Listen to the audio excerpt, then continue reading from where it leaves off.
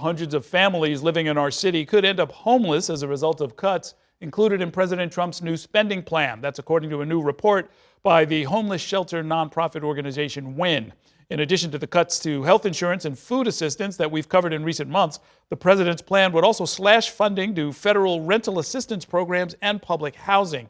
The dangers posed by the cuts and how the city is preparing or not preparing were the focus of a city council hearing just yesterday, a hearing that the Adams administration skipped.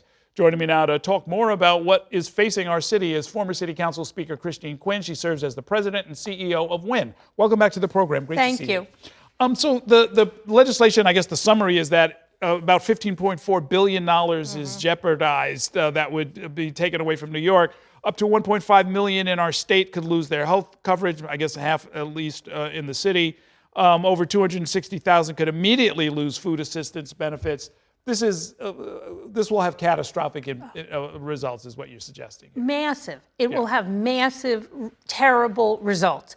And what we have to do in response to that is continue to fight the budget proposals. And we have to support our elected officials who are doing that and push the ones who aren't doing that. I want to say, a lot of what's in the Senate and the House budget is better, not better enough, but is a step in the right direction. And then when it's all said and done, whatever we lose, and I hope it's less, not giving up the fight, but whatever we lose, the city and the state have to fill that gap. Right now, we are at an all-time high of people in shelter in the city. That's not even including people on the street.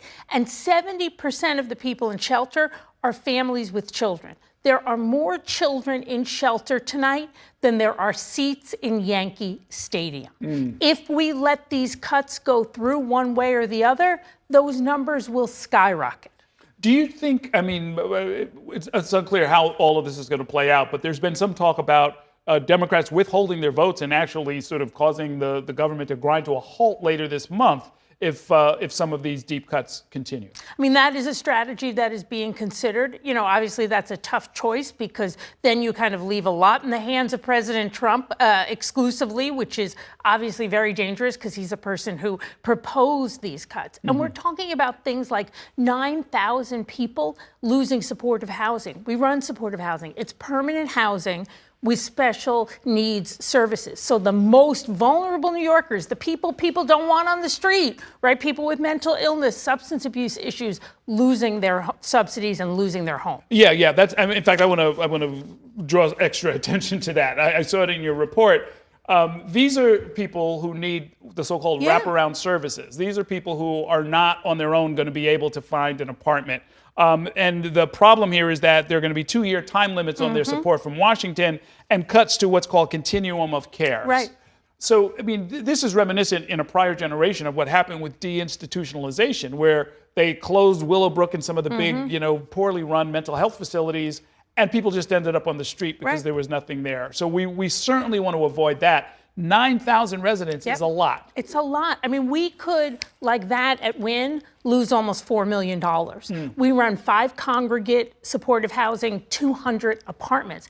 These are people who can only thrive independently with extra help. Exactly the kind of people you want to get extra help. Domestic violence survivors, people who've aged out of foster care and have a child, substance abuse, mental health. It makes no sense. They'll end up on the street and back in shelter, which at the end of the day is going to cost the taxpayers more than what we were getting from the federal government. Okay. You suggested in your support also that, higher tax on upper income New Yorkers might be a way to come up with some of the money. Are there efficiency measures as well? Because you and I have talked in the past about some things that the city could do that would really sort of save a lot of wasted money. Right now, a night in shelter for one of our families is close to $300 a night.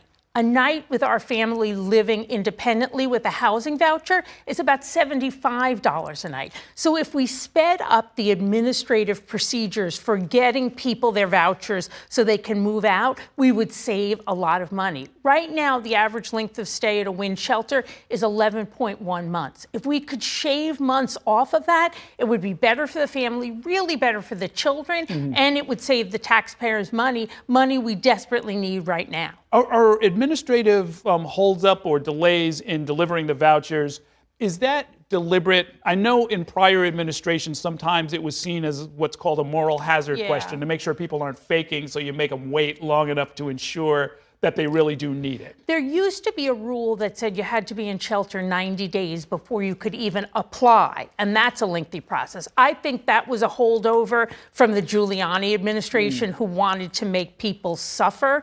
I think now that is really gone. It's just bureaucracy at its worst. The commissioner, Molly Park, is trying to address it, but it needs to be sped up quickly. Okay. Of the candidates who are running for mayor now, does any have a set of policies or proposals that you think is especially interesting and worth thinking about for the next 4 years? Well, no one in the mayor's race, in the primary or in the general, in my opinion, has paid enough attention to the issue of homelessness, family homelessness, or how we generate more housing. That said, there are a number of really bad things that Eric Adams has done recently that would really penalize homeless people, put them at risk of losing their permanent housing. Mondami is the only candidate in the race now who has said that he will roll those back immediately if he takes mayor. Say more about that. What in particular are you talking about? So right now, if you're a homeless person and you have a voucher, you pay 30% of your income towards your rent. The voucher covers the rest. Mayor Adams has changed it so at a certain point you have to pay 40% of your income into it. That is extremely rent burdened. No homeless person is going to see their income, formerly homeless person, go up that much. Candidate Mondami has signed a pledge saying he will immediately go back to 30%, among other commitments. Okay. We'll have to take this up with them at the debate. Thanks so much for coming by. Great talking with you. Thank you. Okay.